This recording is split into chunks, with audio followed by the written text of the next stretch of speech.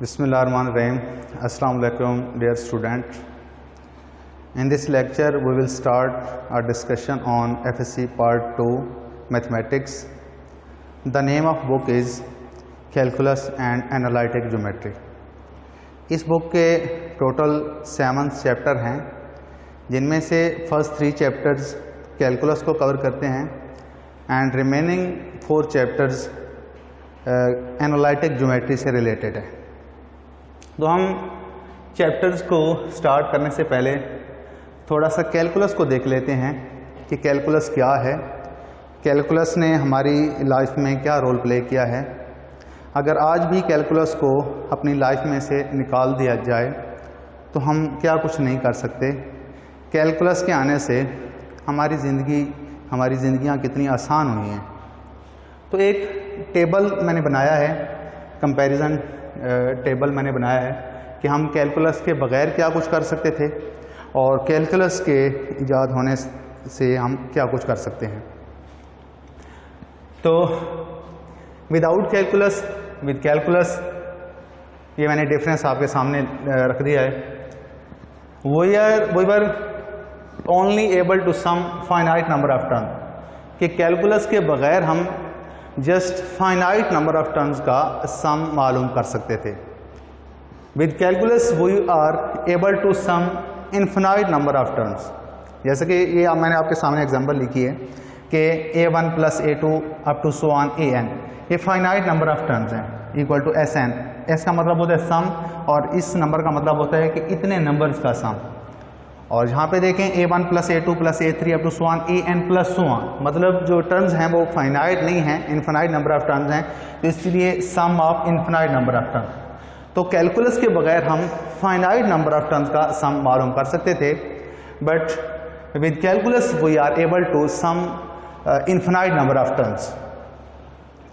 इसी तरह कैलकुलस के बगैर हम जस्ट स्ट्रेट लाइन की लेंथ फाइंड आउट कर सकते थे, लेकिन कैलकुलस के साथ हम कोई भी कर्व हो, चाहे वो स्ट्रेट लाइन हो, किसी किस्म की भी कर्व हो, तो हम उसकी लेंथ मालूम कर सकते हैं विद कैलकुलस। इसी तरह कैलकुलस के बगैर हम एवरेज रेट ऑफ चेंज मालूम कर सकते थे, average rate of change, but with calculus we are able to find instantaneous rate of change. ठीक है, अगर किसी चीज का हमने वर्क डन मालूम करना होता था तो उस पर विदाउट कैलकुलस हम कांस्टेंट फोर्स लगा के उसमें जो वर्क डन होता था वो मालूम कर सकते थे, लेकिन हम कैलकुलस के साथ वेरिएबल फोर्सेस का यूज करके किसी भी चीज का हम वर्क डन मालूम कर सकते हैं। ठीक है जी।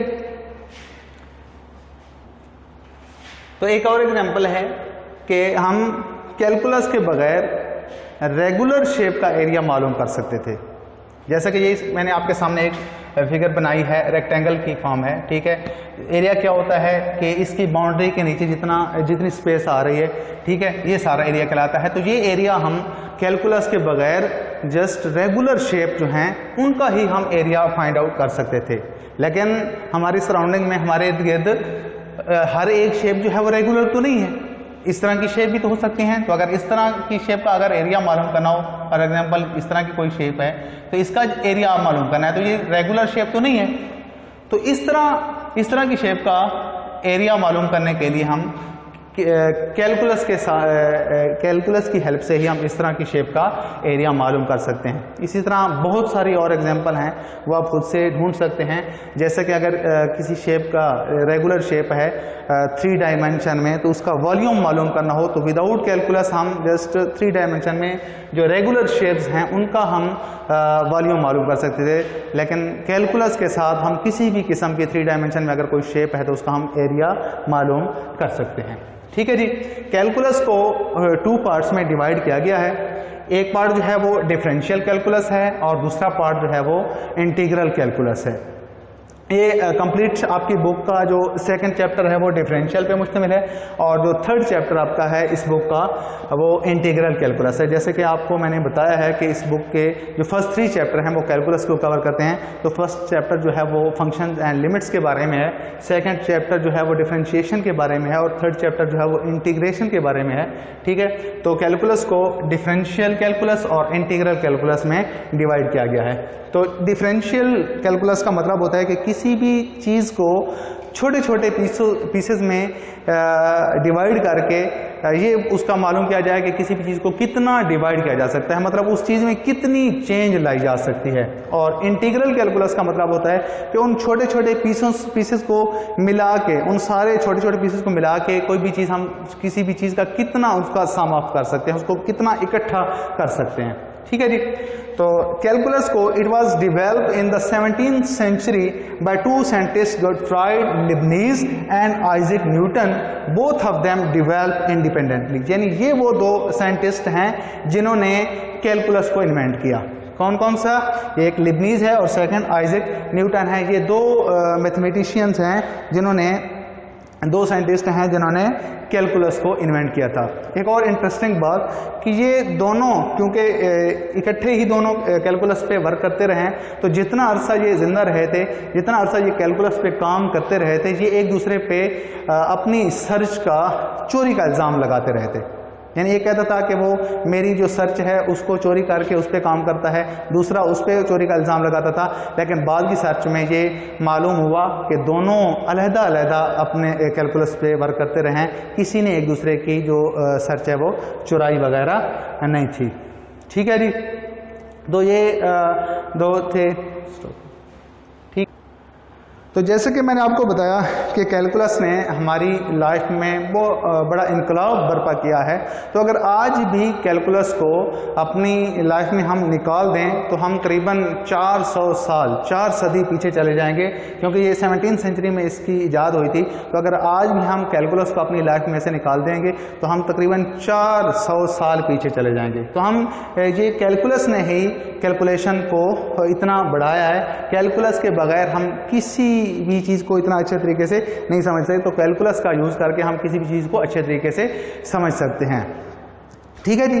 तो वैसे तो लाइफ, हर ज़िंदगी के हर फील्ड में कैलकुलस ने बहुत सी चेंजिंग, बहुत से इनकलाब बर्पा किए हैं। तो इसी तरह अगर बात की जाए फिज़िक्स में, तो वेलोसिटी और एक्सेलरेशन को कैलकुलस के बगैर नहीं समझा जा सकता। इस तरह अगर केमिस्ट्री में बात की जाए तो केमिकल रिएक्शन जो हैं केमिस्ट्री में, इनको कैलकुलस के बगैर नहीं समझा जा सकता। अगर हम कंप्यूटर साइंस में बात करें, प्रोसेसर की प्रोसेसिंग स्पीड के बारे में, तो ये कैलकुलस की मदद से ही हम इसको अच्छे तरीके से समझ सकते हैं। अगर बायो में बात की जाए तो रेट ऑफ ग्रोथ या रेट ऑफ डिके, ये जो है ये हम बायो में कैलकुलस की मदद से ही अच्छे तरीके से समझ सकते हैं। ठीक है जनाब।